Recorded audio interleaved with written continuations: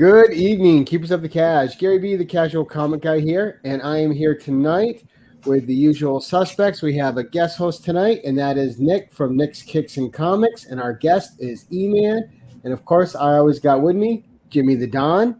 Jimmy, how you doing tonight, sir? I'm good, Mr. Gary B. How are you, sir? I am excellent. And then we have Nick's Kix and Comix. Nick, thanks for coming on and helping us out tonight. Thank you for having me. It's always a pleasure. You are an honorary suspect. And our guest of the hour, E-Man. So how you doing? What's going on? Not much. Happy to have you on the show. Thank you for coming on to meet with us tonight.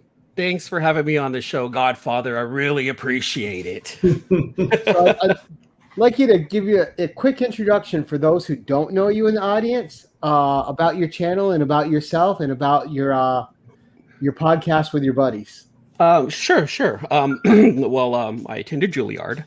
I'm a graduate of the Harvard Business School. I traveled quite extensively and lived through the Black Plague. Had a pretty good time during that. I've seen The Exorcist 167 times, and it keeps getting funnier every single time I see it. Not to mention the fact that you're talking to a dead guy. Now, what do you think? Nice. Just kidding. Well, my name is E-Man. Now I gotta watch that movie again. Beetlejuice. Well, my name is E-Man. I do co-host the C-List Villains podcast. New episodes do come out every Thursday night. We have a live show tonight at 8 p.m. on YouTube, and then we put that show on podcasts on iTunes and Spotify every Saturday. And then I have my own C-List E-Man YouTube channel where I do unboxings and new comic book day picks. And Gary, the casual comic guy, was actually a guest on my channel not too long ago. So thanks for hanging out with me then, Gary. Oh, no problem. It was my pleasure to be on your show. And so we'll start out nice and simple, right? What was your introduction to comics, man? What was the hero that connected you and got you to stick around? So growing up, I've had friends in the neighborhood who would read Transformers and X-Men and stuff like that. And for some reason, it just didn't capture my attention. It wasn't until around the 90s when Todd and Image and all of that formed. And so it was my cousin who actually introduced me to comics, and he introduced me to, of course, Wildcats, Spawn, and it was that movement that got me interested. And the reason why is because I knew there was this huge lore of X-Men and Avengers that there was just too much to catch up on. I respected it. I really enjoyed it when they had the shows and the movies, but I feel like jumping in the middle of like Avengers, Captain America, Superman, things like that, right in the middle, it didn't feel comfortable for me. So being able to start from the very beginning, like with a Spawn, with the Wildcats, with a brand new story, with not too much lore, I felt comfortable jumping into that right there. So my introduction was Spawn and Wildcats. 90s Image, huh? 90s Image. Now you even feel younger to me. So the first book you picked up was Spawn #1. Do you remember what the first book? Spawn #1 was the very first book. I picked up, I think whatever came out that week that was just Image. Spawn 1, Wildcats. I think it was also what was Silvestri, Cyberforce. Yep. I think those came out like that week, and those were the first ones that I picked up. I think I skipped out on Hasselhoff for whatever reason. I don't think I had enough lunch money at the time, maybe, to buy that. My budget only afforded me 3 or 4 books, and Hasselhoff wasn't one of them. I think I've heard you say that you just don't like Jim Valentino. That's what it was. That is exactly what I did not say. Don't get me in trouble. So what got you into it? Was it the art or the stories? Or did you just see like Todd McFarlane's Spawn covers and go, that's it, this guy's for me. I got to read what he's putting out there. It was the art at first. Definitely was the art. At the time, I guess Image had the better art. It actually was the coloring and the paper that Image had at the time. I think like they had a little bit more of a prestigious comic book layout, different from Marvel. Marvel felt very comic booky, very flimsy, and then for some reason Image just had better quality. And honestly, I think what really what I gravitated to also was the coloring of Spawn. There was like just bright and dark at the same time, but it worked, and it was very dynamic. It really, really was. So that's what what I gravitated to was not just the art, but also the coloring, because it was completely different. It was super bright, was really in your face, and it popped. So that's I think Al Simmons brought a lot of people into the comics world, so he was a good character. Now, did you watch the HBO series too? I watched the HBO series. I don't remember too much of it. I did watch it. I'd watch it with some friends, but it wasn't too memorable for me when it first came out. But it's also something that I recognize that I missed. So I'm going to go back. I want to go back and watch it for sure. I watched the movie, which I probably should have watched the TV series instead. But so also too, I noticed on your channel you're big into the indie scene right now, like a lot of people are with the writing and stuff. And you've been reading books like Ultraman, and I know you're into Godzilla. But what are some of your influences now as compared to when you first started in comics that are keeping you interested and keeping you going? And are you still following Spawn? I just started collecting Spawn again. I started collecting Spawn, I think, at 300. So I have like the first Gunslinger. So I started again with Spawn just very recently. But what keeps me going, what keeps me, I don't want to keep it vague, but I'm just looking for a good story. And I just like being able to begin a story, start with number one, not for the collector aspect of, oh, I have a number one, more along the lines of, look, I'm at the very beginning. I can start this story here. I can say that I started it from right here. Like one of my favorite books as of recently is Gideon Falls. And I'm proud to even say that I was able to collect, from 1 to 27 on that one. I stuck with it. So being able to start a book from the very beginning, a brand new story, brand new adventure, great art from great artists, that's what I gravitate to, not just because it's a number one and it might be worth money. No, it's, hey, I can start from the beginning. So that's what I like. And then if it's good enough, I'll continue on, of course, So did you, like the rest of us probably, you collected when you were young and then you had a period of time where you took off and then you came back? Like how, or have you collected your entire life, just like from the drop you started and all the way through today? Oh, no, there was a time where I dropped. So in the 90s, it was very sporadic. I would go in once in a while to the local shop. I lived in Manteca at the time, in the Central Valley of California. So there really wasn't too much to do there. When I discovered comics, I'd go in and I'd spend my $20 weekly to get my comics. But of course, that was high school. So of course, throughout high school, I dropped out of that. Girls, that was more important. But I always had my foot in the comics scene, still wondering what was going on, still wondering how Spawn was doing.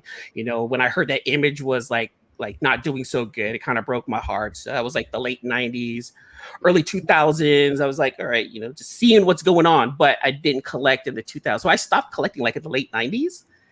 I didn't start collecting again until about 2015. And even at that time, I was still kind of like, all right, I'm not sure what I want to read. I'm not sure what to get myself into. I can't jump into Spawn at that time because I just don't know what's going on. But I went to a local shop and I was like, hey, look, I'm trying to jump back into the scene. What can you recommend me? And a couple of books, two of the books that they recommended was, one of them was Rumble from Image, which I have the first trade paperback of that. And I thought that was fun. But the book that really got me back into it was Joe the Barbarian from what's his name? Not Joe Murphy, the guy who did the Curse of the White Knight.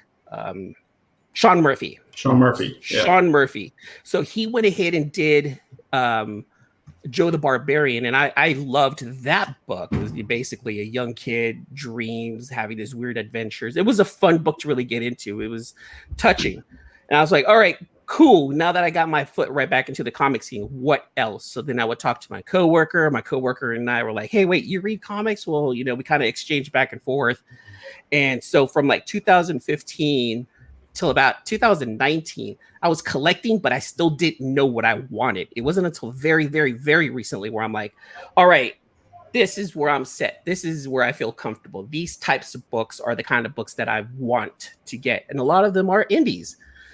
Something's Killing the Children, Basilisk, a lot of Boom books, a lot of Image books. I'm starting to dip my foot into Aftershock. So I liked it because I can start from the beginning. Now, I want to transition into something else here because you got your buddies in here. tell us a little bit about how you started with the C-List Villains podcast and how that transitioned into your own YouTube channel. But all right, before we get you started on that, while we got a good crowd here and we're promoting people in your C-List Villains podcast, I'd also like to throw in and mention that our own usual suspect, Jimmy the Don, is only 2 subs away from 800, guys. So if there's anyone in this chat that's not subbed to Jimmy, he's 2 away from a milestone. If you guys could help him out, hashtag grow together, that would be greatly appreciated. Thank you, Gary B. Appreciate that. From what I understand, podcast and how that transitioned into you doing YouTube. It was beautiful. So, this is a story. So, I want to say for about 3 years, Red and AJ and I, along with our other group of friends, we had our own little podcast that we started. It was basically a happy hour. I tried to turn it into some kind of a panel show where we have subject to talk about. We all put in our 2 cents and whatnot. And it just pretty much turned into a happy hour amongst friends. We would hang out and meet, once a week, once a month. And it went on for about 3 years. We actually had this podcast on iTunes for a while. Then I realized some of that content really shouldn't be there. Let's go ahead and take that down. So after a while, I took it down, and it was, I was a little bummed out because I was like, all right, well, we're not really meeting up with the friends as often. And then AJ was like, hey, man, I want to start a podcast, because he had a podcast before. And he's like, I want to start a podcast and it's going to be about comics. Do you, are you down? Like, do you know anything about comics? I was like, I know enough, but shit, dude, I went to radio school. I've been needing to put this education to some kind of use. I'm like, hell yeah, let's go ahead and do it. So, AJ was like, let's go ahead and get things going. Let's meet up with Red. And then Red was like, dude, we got to get Luke. Luke's got his own thing going on up in Portland. He's got these cool auctions that he does on Facebook. And he's like our historian on the group. So AJ was able to put together, Red, Luke, and I. And last August was the first time we dropped our first episode. That was our first episode. And we were happy and we were having a good time. And then it wasn't until about November when we decided, let's go ahead and try to do a live show. I didn't know how to do a live show at that time. I didn't know anything about StreamYard. I was looking at other programs and whatnot. So we ended up doing, like, our very first show that we did was an award show. It was super fun. It was super produced. We had like all these introductions. We'd name like Boom, Publisher of the Year. We'd have all these like Oscar type of categories, and we had a good time with it. And it's something that we wanted to continue on. And so Red finally convinced us. He's like, look, we need to do a live show. I need you to figure it out. Finally, we figured it out, and we just started doing the live show because everyone was doing it. I'm seeing you, Gary, doing it. I see Nick, and I see everyone doing it. I'm like, you know what? We got to figure out how these guys are doing it so we can be a part of this group also. And so we're doing it now. And so from that, it splintered into me doing my unboxings and my new comic book day picks. I just work with my fail forward attitude. I'll fail forward and keep seeing how long I can fail at it. So while we're discussing the awards, is there a category that you want to push for that hasn't been on the show this year? Ooh, you know what? We haven't really talked about it just yet. I've had a couple of ideas, but I didn't write them down. I'm probably wanting to split cover of the year between like variant and ratios, and then store exclusives, because the store exclusives are kind of viewed slightly differently than the ratios and the cover Bs. So AJ, if you're watching, I think we should probably do that and split it so that way we have 2 different covers of the year, Yeah, I hear whoever has the best COD piece is also a very popular type. Right. That's COD pieces started out with Cameo from the 80s. That's before your time. No, that's why I'm smiling. I didn't know what that was. He was like, what's he talking about?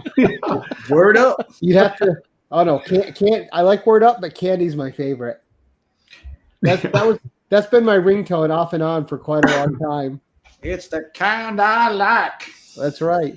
So you obviously have good production quality, and we're going to tie that in because I want to learn a little bit about what you do. Uh, But speaking of production quality, let's take a look at this.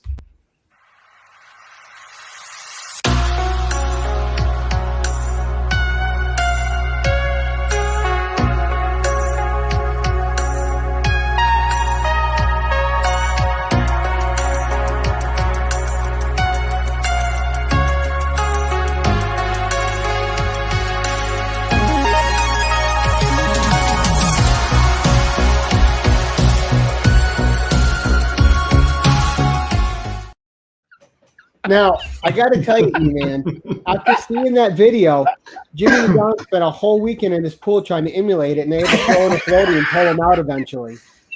So, See, for me, I got the splash right. I just couldn't get the hair down. and I didn't even try. So it's funny because my hair normally before 2020, before the pandemic, I actually had, shorter hair, clean cut hair. I changed my style, a couple of times a year, but my hair would be short. This is the longest my hair has ever been in my life. And so I was like, let's just have fun with it. I'm about to go to Hawaii. My girlfriend's like, you kind of look like a local. I'm like, let's just keep it growing. So that way, when I go to Hawaii, maybe we'll get a hookup at some of the places, it's just having my hair the way it is just more of a joke and just having fun with it.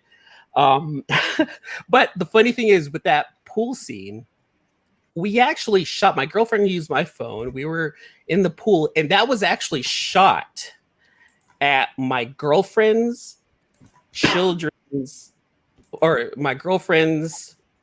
father's place. So her ex-boyfriend.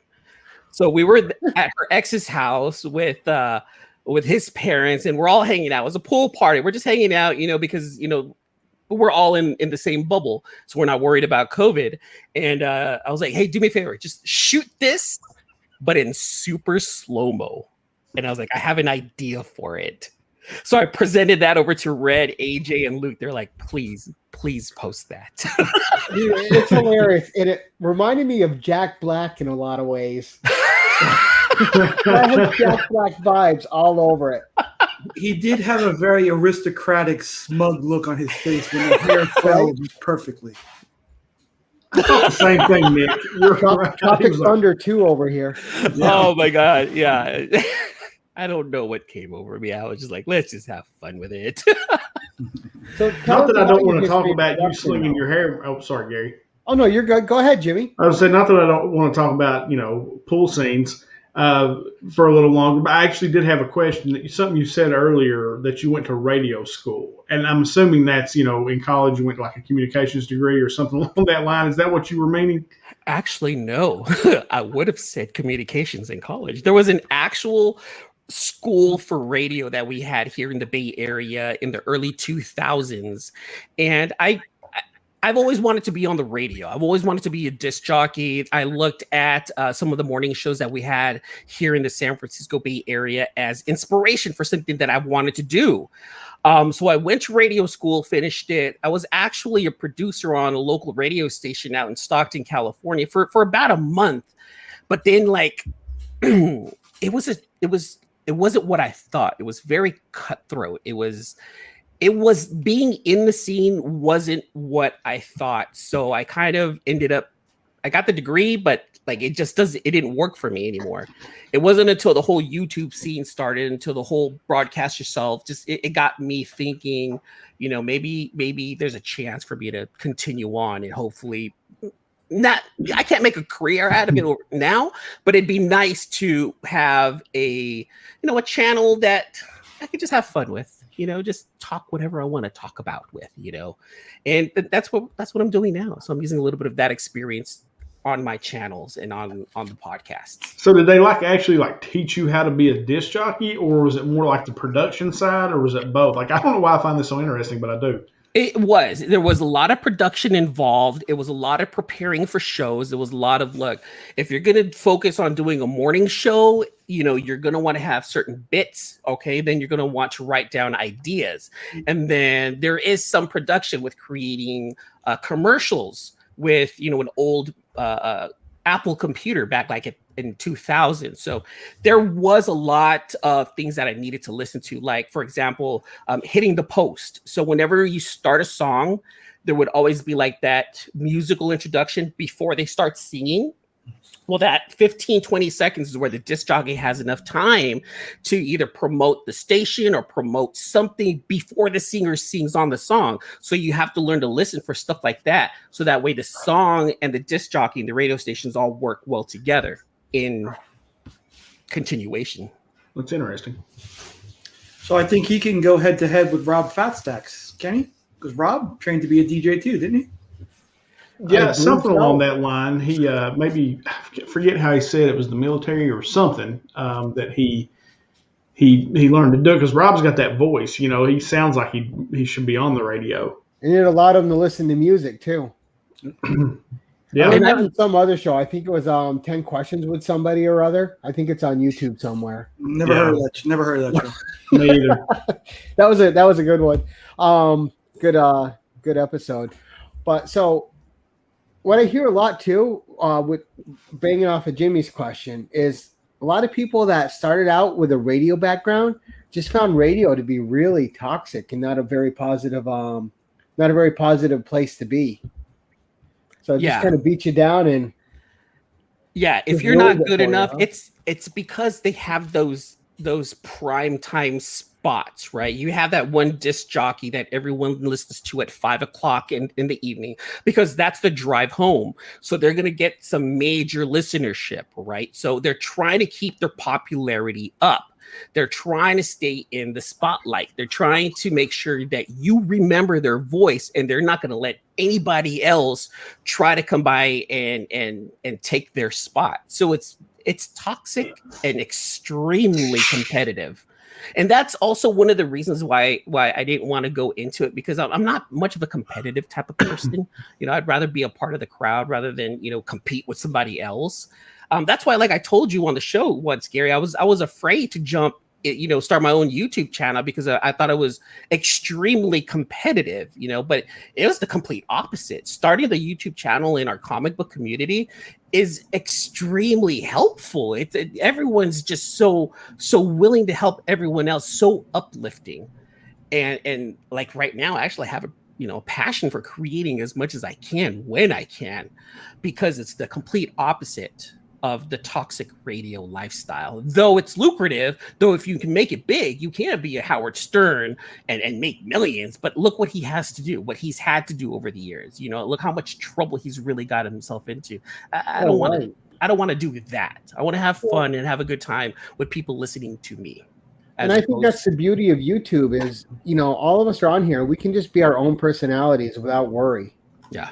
No one's paying us to do this. We're doing this because we like it. Exactly. And like Jimmy and I talk about all the time, and Nick as well, is, you fall in with a group of people, and all of a sudden you have this group of friends that you talk to on a daily basis or a weekly basis, or at least you're checking in, and it becomes something more. Exactly. That whole checking in, and that's what I see on everyone's channel. We have people coming in, and millions, Red. We have people going into your channel, Gary, that have their own channels, and they're checking in, saying hello, what's going on, dropping a line. They're going into Nick's channel. Don, Jimmy, I'm sorry, I'll follow you eventually. I promise I will. But everyone checks in on each other, right? And says hi, it'll stop by, and everyone's saying hello to each other, even in the chat.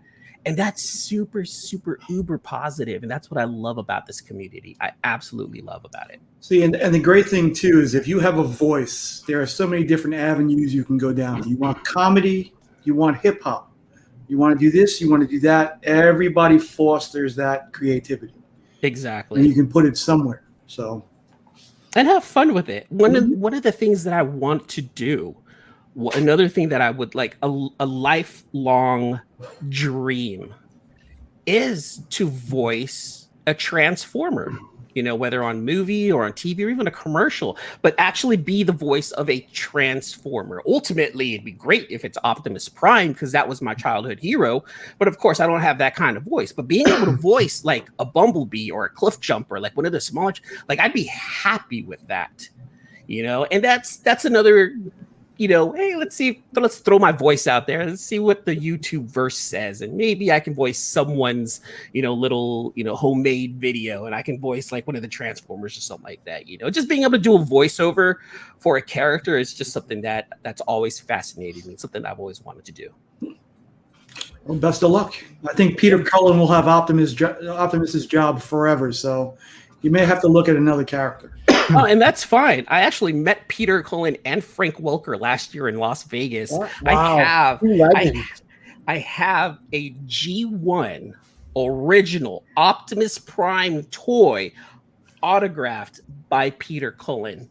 It's not in the best condition, but it's not in the worst, and that's my grail. I was gonna say, Peter Cullen signed it. You're good to go. Yeah. And Fred Welker too. He's been on everything since the '60s. That dude's amazing. Yup. I mean, Scooby-Doo, Transformers. Yep. He's Eeyore. Well, no, he's not Eeyore. That's Peter Cullen. He does double duties. He does Scooby. He does Fred. Plus, he does some of the other casts when they do villains and stuff. Absolutely iconic. I actually have a recording of Frank Welker and Peter Cullen doing lines together in front of like a VIP like area for like a handful of people who bought VIP tickets for this event. And they were reading a script that they wrote. It was absolutely fantastic just to be able to record that moment between those two. It was just one of the best things ever for me. So that's pretty cool. Can I just ask you to segue, aside from the comics, are Transformers the other rabbit hole you fall down, or are there any other that you step into that pull away, very, big sources of revenue from you? Transformers, as much as I actually love Transformers, it doesn't really pull away too much. I named my daughter RC. So I collect, like, anytime I see any Transformer RC toys, I try to buy them for her. Like this is of course it's a knockoff, but I bought two of these, one for me and one for her. Oh, and nice. She knows. She absolutely knows. She knows. Oh yeah, my daddy loves Transformers so much that he named me after a Transformer. That's awesome. That's funny. I named my daughter Batman. You guys always have. What was that? That's a connection you guys always have now, though. Yeah. Actually, her name is Eris, which is taken from Final Fantasy VII. So I guess video games, Nick, is probably the other one. Yeah, and I actually have a question that segues into that also. You had mentioned about Apex Legends. Yes. And the reason why you love that so much is because they got the guns so perfect, I guess. And I mean, aside from the guns, what really drew you into that? So I'm not the competitiveness. It's extremely competitive in my opinion. I think it's more competitive than the Call of Duty. The movement of the characters are so much more fluid than in Call of Duty. The weapons are way more balanced and they're constantly changing and making adjustments of the weapons in Apex Legends. And then on top of that, every character has a personality. They all have their own unique and fun personality built into them. If you want to play a bad guy, you got Revenant. You want to play a good guy, you have Pathfinder. You want to play a thief, you have Loba. You want to play the good girl, you have Watson. Like, you have all these characters with so many different personalities and so many different types of like other things that they do that just add a different element to this kind of a game style. So I was always the lifeline. When I was playing it really hard, I was lifeline all the time. Lifeline is my favorite. See, I main Wraith. When I first started, it was all about Wraith to me because she can portal in and out. She can transfer people in and out. Got a great design. Great design with Wraith. And then as time went on, I switched over to Horizon. And that was because they've nerfed Wraith so much over the last 6 seasons prior to. It was like she's just not as good as she was in season 1 and 2. What's the most wins in a season? Oh man, I don't know. You're probably gonna go up me. Mine was I think I got 82 one season. 82 wins. Look, I can look it up. I can look it up right now. I don't know. Oh, it's all right. It's unfortunate. 5 of those I think were solo wins when I beat teams by myself. See, for me, I'm like, all right, as long as my KDR is over 1, I'm absolutely happy. So as long as my kill death ratio is over 1, I'm good. I try not to pay attention. Did you get the new Apex Legends comic that came out a couple weeks ago? Actually, I did. I haven't played now since I think season 5 or 6. I got off the train. I was putting way too many hours into it. And you see most of my gaming went away when I started YouTube. So just to let you guys know, you guys who played Apex Legends, the last half of this season is the original map of Kings Canyon and World's Edge. So people who jumped on late get to actually play the original maps, at least for the next 4 weeks. So it's nostalgic right now for the people who played from the very, very beginning. I need to say right now, I am so lost. We're talking about video games, right? Yeah. Okay. I was never like the last video game I played was Mike Tyson's Punch Out. So like that is the last one that I really remember playing. So like y'all are talking some like I don't even know what you're talking about right now. So if you played Mike Tyson's Punch Out, do you remember this number 007-373-5963? Mm-hmm. Yep, I do. Holy crap! How did I remember that number? I don't know, but as soon as you said it, I knew what it was. I was like, oh yeah, I do know that number. So Gary, are you a PC player too, Gary? No, I'm a PlayStation guy. I got to play their exclusives, right? There's no good or bad system. It's the exclusives you like on the system. And I'm a big fan of Naughty Dog, and I got to play any game that Naughty Dog puts out. If they're putting out an Uncharted, I got to play it. If they're putting out Last of Us, I got to play it. If they're putting out a Booger Flicker, I got to play it. Whatever it is, if Naughty Dog's making it, or Guerrilla Games too. Guerrilla Games is great. Killzone and Aloy, just so much. Horizon Zero Dawn, another great company. But Sony Bend, I love their teams and their companies exclusive, so I have to play their games. Yeah, I agree. I do. I do, and a lot of my video game time also went down since I found YouTube. Yeah. But I'm a big Call of Duty guy, like Gary does. Naughty Dog, Last of Us. Looking forward to that God of War, Spider-Man, Miles, all that stuff. Love it all. But Apex I couldn't get into. I played it when it first came out, like everybody did. But I'm a Call of Duty guy. So. Yeah. And this is the thing about Apex, Nick. If you didn't know, Apex is created from Respawn, which is the original team who created Modern Warfare, Call of Duty 3 on the PlayStation 3, I guess. And it was, to this day, still one of the best Call of Duties out there. Mm-hmm. Call of Duty 2 and 3, Modern Warfare and Modern Warfare 2, to this day, in my opinion, are some of the best first-person shooters ever. And that team who created those created Respawn, which is the company that created Apex Legends, which is why I followed them. They also did that mech. What was that mech game they had? Titanfall. Yeah. Titanfall. Yep. And that played incredible. Mm-hmm. Yeah. Smooth. So let's bring it around to something Jimmy does like. Well, no, you're fine. You can talk about this all night. It's kind of interesting, actually. Too. Give us we like to ask guests about their music too. What music inspires E-Man? Here we go. One second, guys. Any of my mods in the chat, please put spam Jimmy's link in there. Let's get him to that 800 mark. If anyone in my chat could please put that in there. I know I got a ton of mods. One person. He's one away. We got to get Jimmy over 800. All right. E-Man, music. Hit us. Music. So I have an eclectic set of playlists on my Spotify. So I have Island Reggae as my chill out type music, the kind of music I just want to hang out to. I have the lo-fi hip hop, which is blowing up over the last couple of years whenever I just want to work and just kind of hang out. Whenever I want to go to the gym, when I go to the gym, if I ever go back to the gym, Slipknot, and some new metal. Like, I'm not even gonna lie, I still listen to Limp Bizkit once in a while. I'm not ashamed to say that.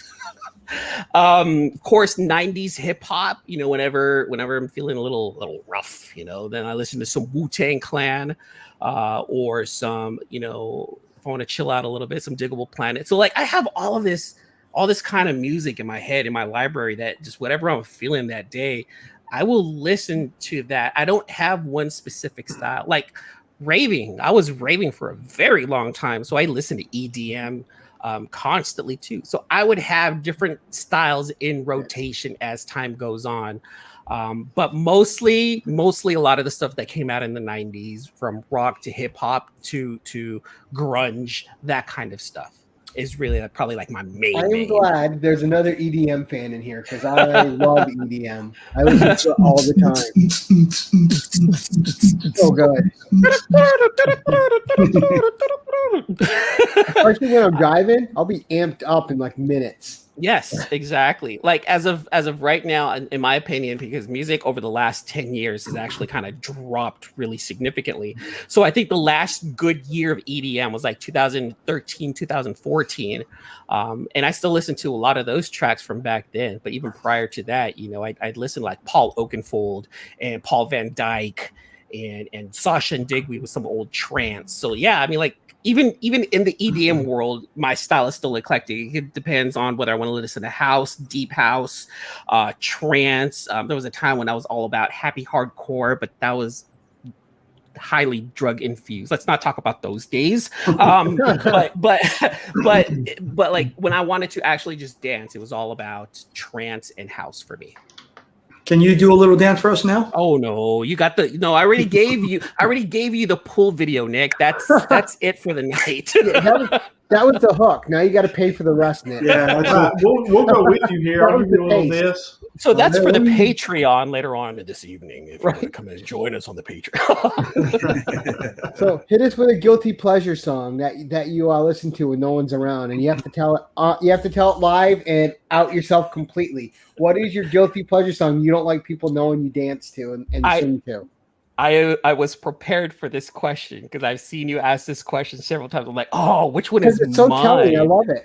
And I was like, oh crap. You know what it is right now? And like I said, my things change for me. So like I'm constantly, you know, I don't want to say evolving, but just constantly changing. You know, I'm always listening for the newest stuff.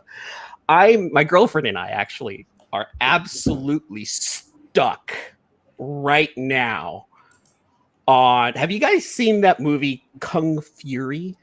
I haven't. I hear it's great and I have to see it, but I have not seen it yet. It is terribly amazing. It's basically the Double Dragon movie we all actually deserved. Let's put it that way. But it was definitely shot as if it was shot in the 80s, but the movie came out, I want to say like in 2012, 2013. It was like a YouTube video first, and they actually turned it into like a 45-minute full-length movie. It's terribly awesome. Like Zeus is in it. This whole thing about going back in time and fighting Nazis. It's great.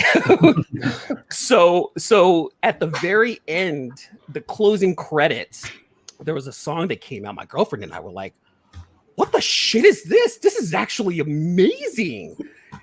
We went through the credits, and it's a song called True Survivor by David Hasselhoff. Hey, the Hoff himself. The Hoff has probably made the greatest song of all time with True Survivor. And my girlfriend and I absolutely love that. It doesn't sound like anything we regularly listen to, but it's definitely that 80s synth pop sound. Oh, and we jam out to that. I'm listening to that actor. I got to do there's a lyrics version of it, Gary. You might appreciate it. There's a lyrics version where the lyrics are like in a word bubble as if you're playing Double Dragon, like at the very bottom. So it's like an old 8-bit or 16-bit letters, and you have the lyrics just going across the screen. It's absolutely amazing. Well, I mean, you know, people like to pick on David Hasselhoff, but overseas, maybe they would make him president. That guy's huge in Germany. The Hoff is huge in Germany with those 3 albums that he had. Oh man, dude, the jamming out to those albums is pretty awesome too. But my guilty pleasure song is True Survivor, David Hasselhoff, Kung Fury soundtrack. There you go. Oh, he is my Nick Fury, isn't he? Is he your guy's Nick Fury? Did he play Nick Fury? I didn't watch it when it was released. I know that he was Nick Fury, and then when I told my kids that, they're like, "Wait, there was another Nick Fury?"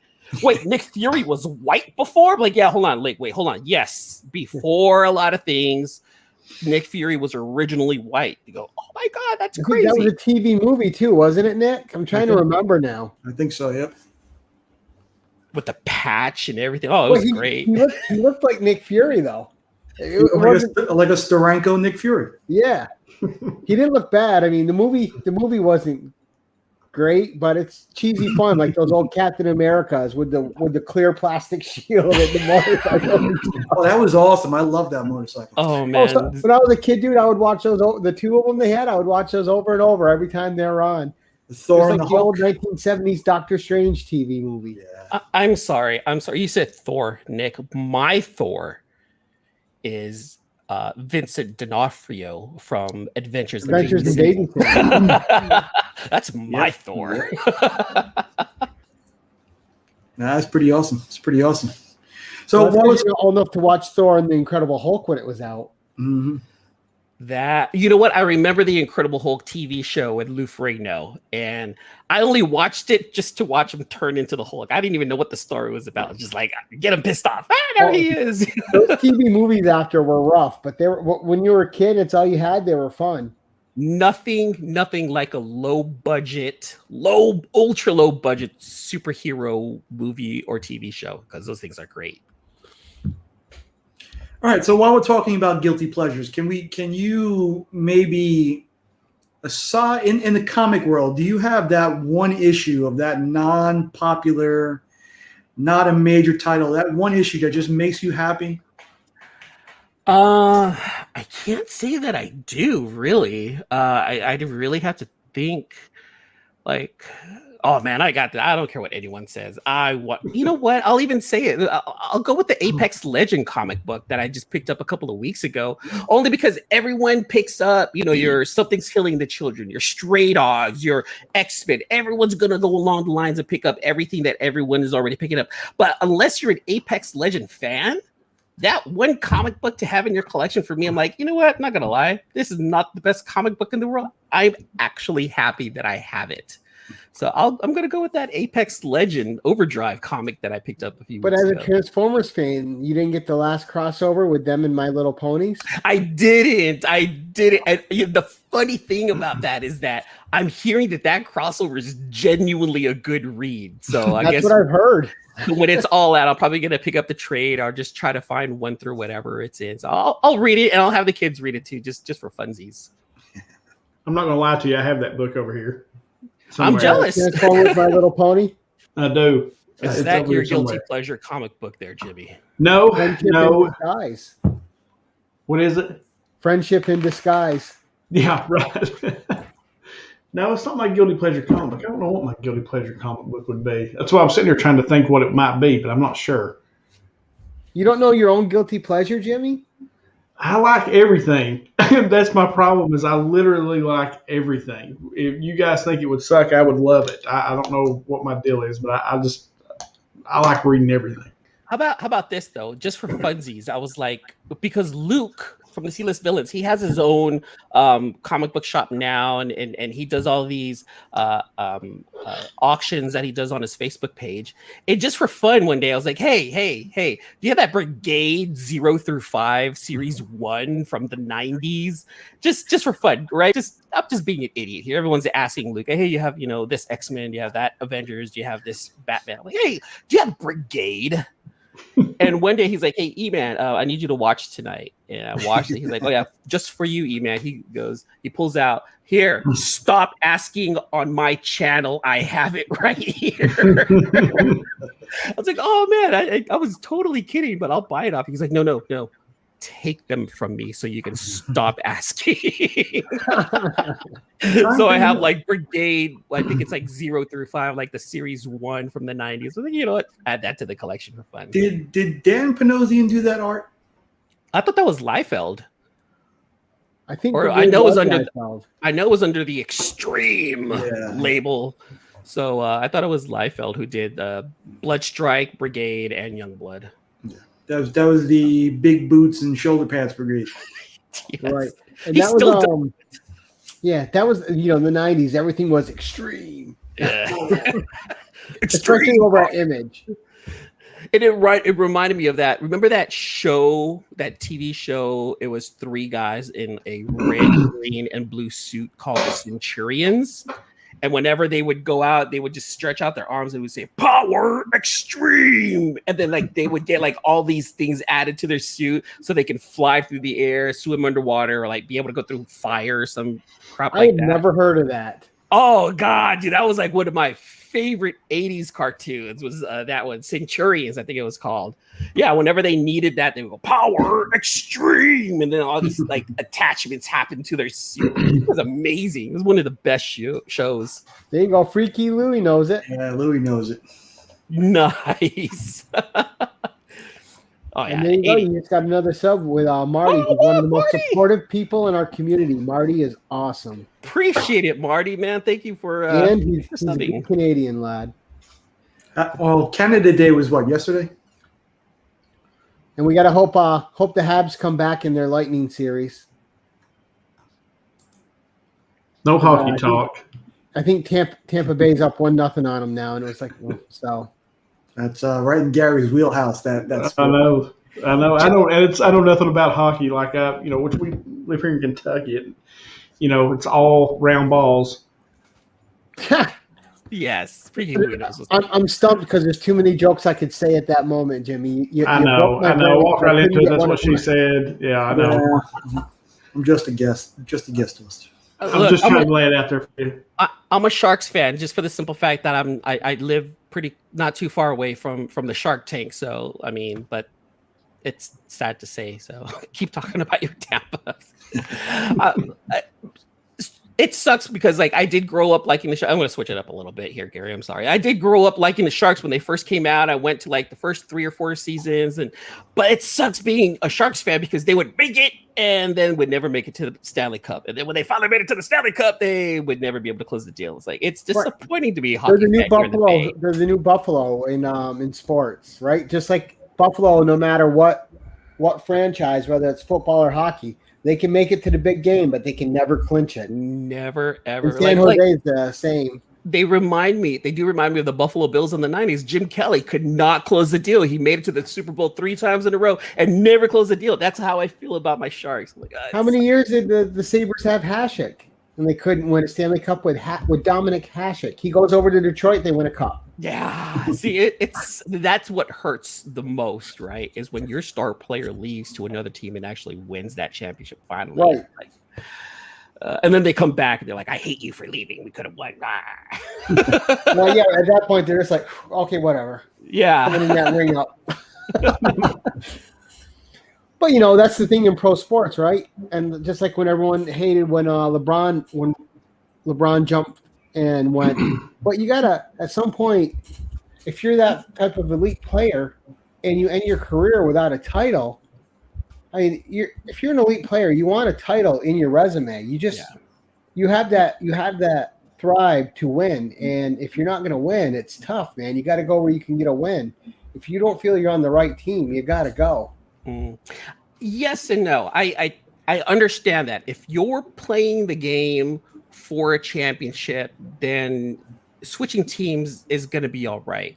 I personally gravitate to the loyalists, to the Michael Jordans, to the Kobe Bryants, to the Steph Currys, to the Tony Parkers, to those players that stuck through it, whether they won or they lost, they had great seasons or had bad seasons. They started but they also with the Mavs. built teams around them, and some of these players, as much as they're talented, the team will get them, and then they won't build anyone around them to help do that pushover. You can't just have one star on your team. No star is going to carry a whole team. Yeah, championship. You need a complete team around you. Mm-hmm. Totally, I completely understand. See, I just got back into basketball in 2014 because my sons, they became Warriors fans. So yeah, I'm not gonna lie, I jumped into basketball at the height of like the Warriors' dominance in the mid 2000s or 2010s. So am I a bandwagon fan? Probably, but I'm mostly doing it because my sons influenced me enough to care about basketball again. And it just so happened to be it was during that time when the Warriors were doing as good as they were. And the fascinating thing to me about the Warriors was that they didn't build anything. They didn't really build around Steph. They ended up putting the pieces together, and they fit perfectly with Clay, with Draymond, with at the time, of course, Steph. So it was like one of those, like the Warriors was one of those teams where they put together and it worked. And that's what I absolutely loved about that team. And there's something to be said for chemistry, because sometimes it's just about the chemistry. Exactly. When my Devils won the Stanley Cup, their only star player was Martin Brodeur, but the team in front of them had to be able to perform to get them to those cups. And during their 3 Stanley Cup wins, man, those guys had chemistry. Mm-hmm. You had the A line, the B line, the crash line. It was just a team that was rolling. And that works for everything, right? I mean, in comics also, like you have to put a team together that's going to be able to come up with a great, solid, amazing comic book. And you can put a superstar on a book and it might not do good, but if you have the right team built around that writer or that artist, you're going to have a solid book. I mean, look at, Something is Killing the Children with James Tynion, right? You built a team around that. He's the writer. You're going to have to put this together, and look what happened with that, right? But yet you get something like a Jeff Johns who might be able to write for like a Superman or another book, and they're not going to hit as hard. They're up here, but you don't have that chemistry within the team to be able to bring out a solid book. So it's the same thing that happens within comics, right? You have to build that team that has the chemistry, whether they're no names or whether they're superstars. You got to have it all firing at once. That's the whole key too. So, as a collector, E-Man, in your family, do you solely collect, or is your whole family collect? I actually got my oldest son to start collecting, so he's starting to focus on Pops. My oldest son and my middle son, they've always been collecting Yu-Gi-Oh! And Pokemon cards, even before the craze. And then my daughter, like she's starting to collect some comics and some trades, and she knows that anything RC that I find or she finds, she will collect that also. So I got my 3 kids to start collecting something that they enjoy. And now my stepkids, my girlfriend's 2 kids, I got them into collecting certain comic books. So like Dante, I started getting him the Batman Fortnite books because I know how much he's into Fortnite. So I started buying those for him. Oh man, the joy that I saw out of his face when I bought him a $4 comic was it was worth more to me than that $30 that I can flip it for on eBay. Right. So he started reading, and then his sister Mia, then she started reading The Last Witch, Orcs, and there's another and Wonder Girl. So I got her reading those books. So I got all the kids starting to collect. They're all. What about the girlfriend? She's into books. She really likes her books, not comic books. She's more sophisticated than I am. That's why I love her. She keeps that balance in our relationship. She's the intellectual. So she's all about the books. She'll do the books, and I'm like, that's good. There are times where I would come in, hi, baby, I'm reading my book. Shit, okay, hey. I gotta get in the middle of that. It's cool that the kids are collecting, because like my daughter, like my youngest daughter, I think has the bug. I think I finally figured out, but she likes Smushmallows. You guys know what those are? They're some kind of like plushy toy. They call them a Smushmallow, I think. No, and she collects those things, and I didn't realize that she was collecting. And then she rolled in the other day with 3 different sets, and she was like, oh, you can only find this one over here and this one over here. And I got so excited. I was like, okay, I have one that's like me, because the oldest one could care less. But I think that's cool, man, that you all collect as a family. I think that's awesome. Thank you. Right. I was really hoping to. Maybe they can catch the bug. Maybe I can convince them to. Let's see if they see Dad doing something. Maybe, and yeah, they all caught their bug in their own way. So and awesome, Jimmy talk too. The collector speak is all the same, right? Whether it's comics or push pillows or wherever it was. It's like, oh, you can only get this one here, that one's there. You got this exclusive here. It's all. Yeah. It's all that's when I realized it. It's the same addictive thing for us, right? We all got to chase something. Yep, that's when I realized it. I was like, oh, wow, she is like me. Because she was talking about, well, you can only get this one over at Walgreens, and they've got this one in 2 different colors. I was like, okay, yeah, this is my kid.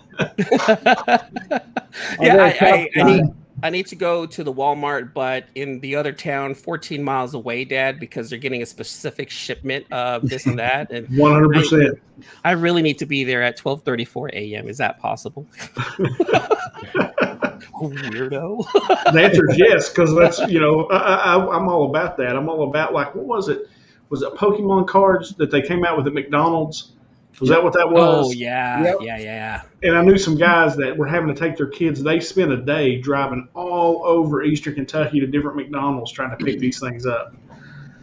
Which was funny to me because I have a McDonald's literally walking distance to where I live, and they had when they had the Pokemon thing going, they had a sign, a specific sign, and I was like, wow, that's a lot. They're like, only 5 per customer. I'm like, that's a lot. Like, are you sure you want to give out 5 per? Like, a lot of the McDonald's are only giving out 1 per, and this place was like 5, only 5. You guys can only get 5.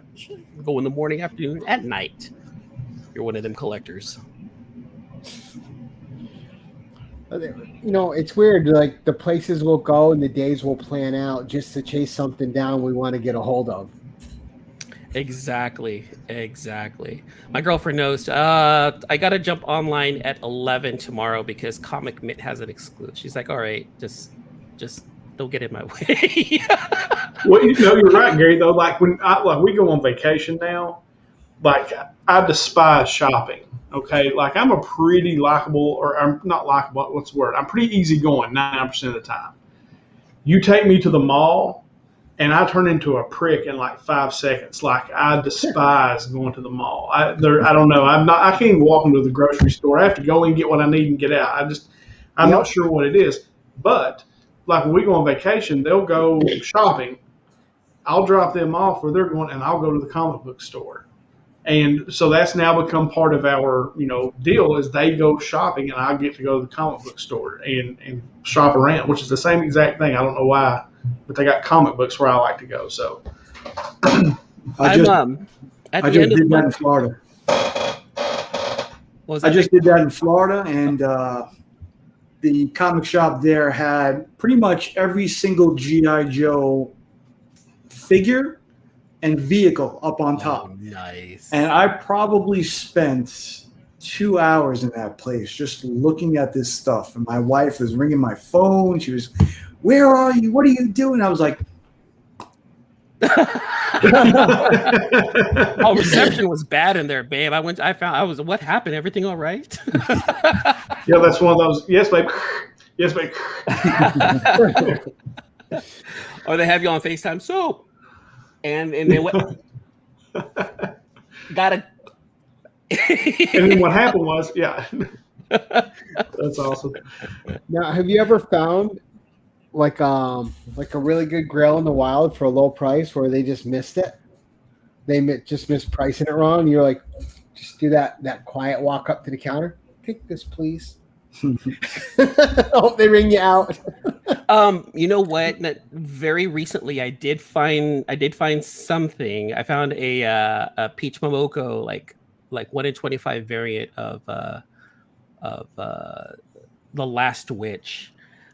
Got lucky with that one. Let's just say that. I was like, oh, I'll take this. That's pretty much like my luck. I can't get like those really good, Heir to the Empires for like 50 cents. No, that's never happened to me. But if I find something like, a 1 in 25, I live in a like town that's comic oriented here in Rochester. Everybody knows the value of the comics. So you can't walk into our shop most of the time and find a hidden gem. Yeah. Because they got the comic shops here. They all have their apps out. They're all pricing stuff daily. They get a collection in. They got a team of guys on it going through and picking out the keys. And then, we do it at ours, right? A collection comes in. You go through with your app. You pick out all the keys.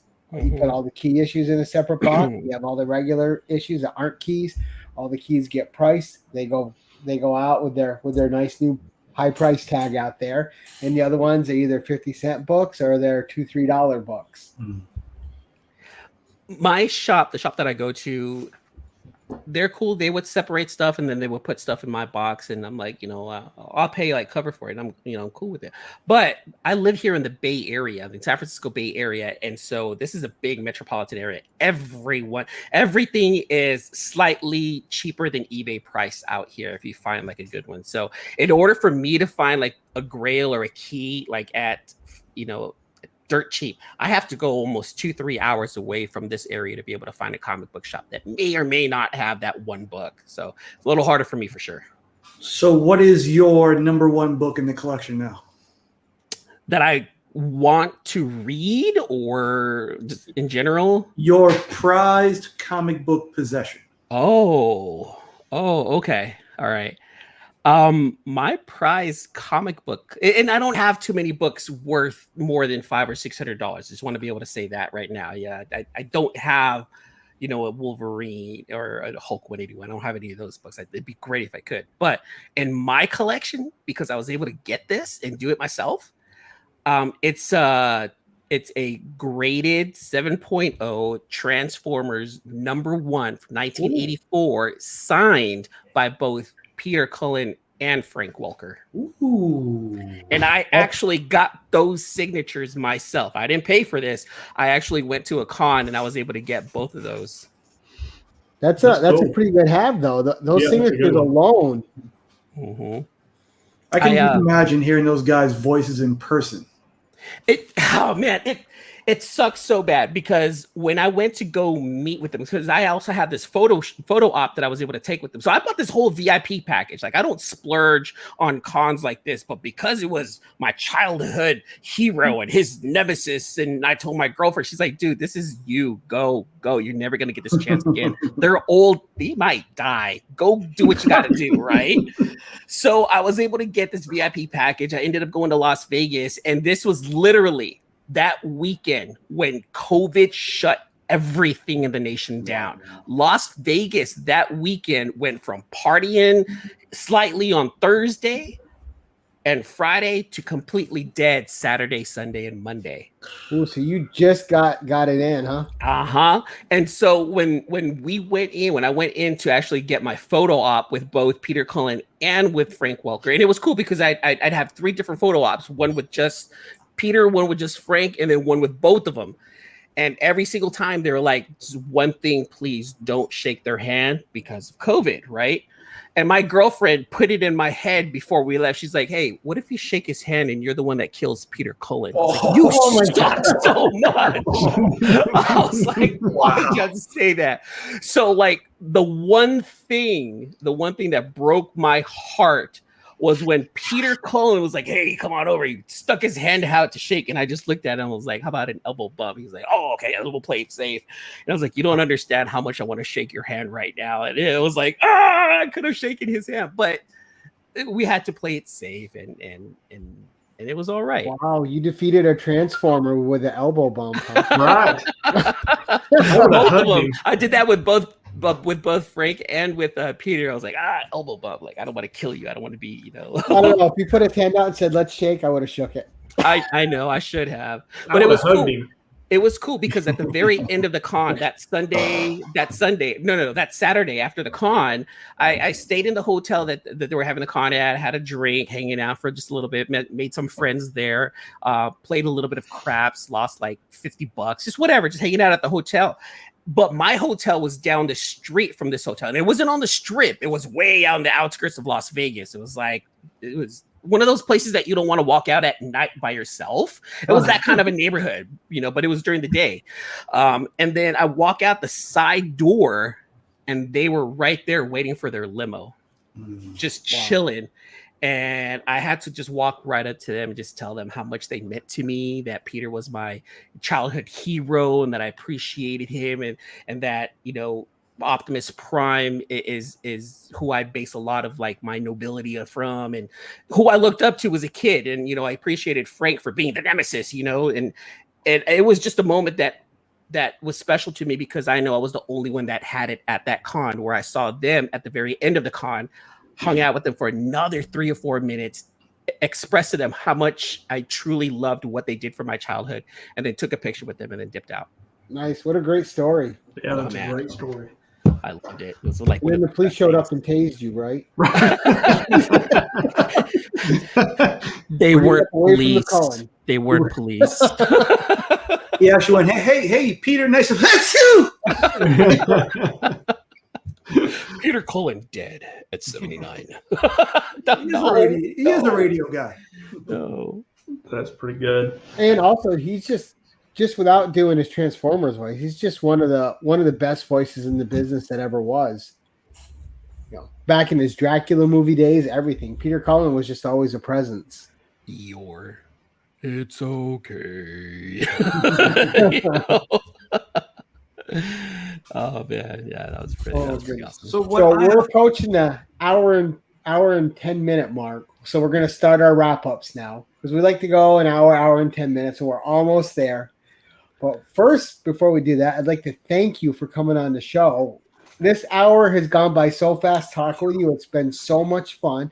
But I'm going to throw it over to the other two gentlemen first in case they have any last questions for you. I got one last thing. Just as far as the podcast goes, just for the people who are watching that maybe don't know, kind of just give a quick rundown of what the podcast is and kind of the things you talk about and when that's on. Sure. So the C-List Villains podcast, live every Thursday night, 8 p.m. Pacific Standard Time. What we do is we talk about comic book related topics. We tend to just bring up a topic on the show and we talk about it for about an hour, and then we talk about our picks of the week. We try our best to stay away from reviewing comic books. We will show you what pickups we did have that week, but we will try to keep it more comic book related. So as of right now, we are on a Loki TV show run. So almost every episode for the last couple of weeks has been a review on Loki and what our thoughts were. We would also have interviews with some pretty big industry heads. So we've had Ross Ritchie, CEO of Boom Studios. We've interviewed him. We've interviewed the Miranda brothers, the creators of We Live, Aaron Bartling and John Jane, who've actually become friends of ours. We've interviewed Ariel Diaz also. So we would interview people in the industry as well as bring up comic book topics. And we try to keep it slightly different from everyone else's, just so that we have another piece of this, YouTube world that we can contribute to. Very cool. All and right, Nick, I'm just going to tell you, Nick, before on my YouTube studio, it does say that I have 800 subs now. Woo! On the channel page, it shows 799, but on my YouTube studio, it does say 800. Dope. Congratulations, Jimmy. So we'll say thank you, guys. Congratulations. And that's not counting other people that will watch it in the rewind and possibly sub as well. Yeah, well, I appreciate that. Appreciate you, Gary B. Oh, no problem. Bring it up. Suspects got to take care of each other. Nick, you got any last questions? I do. And it ties into the podcast as well. So you call yourselves the C-List Villains. Mm-hmm. Who is your favorite C-List villain? And out of all the villains, what would you pick as the most vile trait of one of those villains that you would want for yourself? What a good question. Oh, one of the vile traits of a villain. So I was watching this TV show that I just started watching, and what I would like to have for myself is just to have that handsomely devilish look where I can convince anybody to tell me anything that I want them to tell me and use that for evil, just based off of a certain look that I can have. I like that idea because it's very smooth. It's very, James Bond villainish. So something like that. Superpowers is one thing, but very, just to very have Purple Man from Jessica Jones. very Purple Man, exactly. Just having that kind of power, I've always kind of gravitated to, because it's not super, it's not worldish, world shattering, but it's sly, It's devious, and it's devious, exactly. Hey, Gary, roll that pool clip again. Yeah, for sure.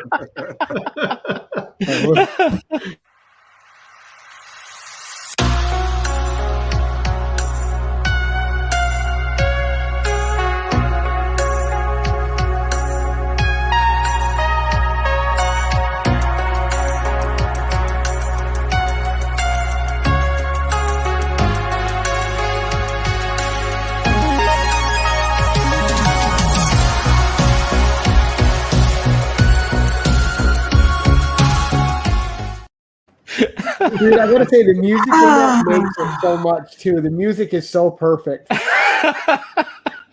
So one thing real fast, one thing that I'm trying to do with music on the podcast and for all of our shows, I've been trying to look for royalty-free music, and there's this one guy, and I'm going to share this with everyone. There's this one guy, his name is Harris Heller, who's this big YouTube tech guy who helps people with their streams and whatnot. That's his whole YouTube thing.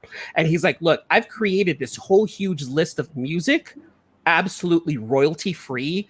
Just go download it. You're good to go. Like, don't even worry about it. Absolutely free, royalty free music. You will have to message me that.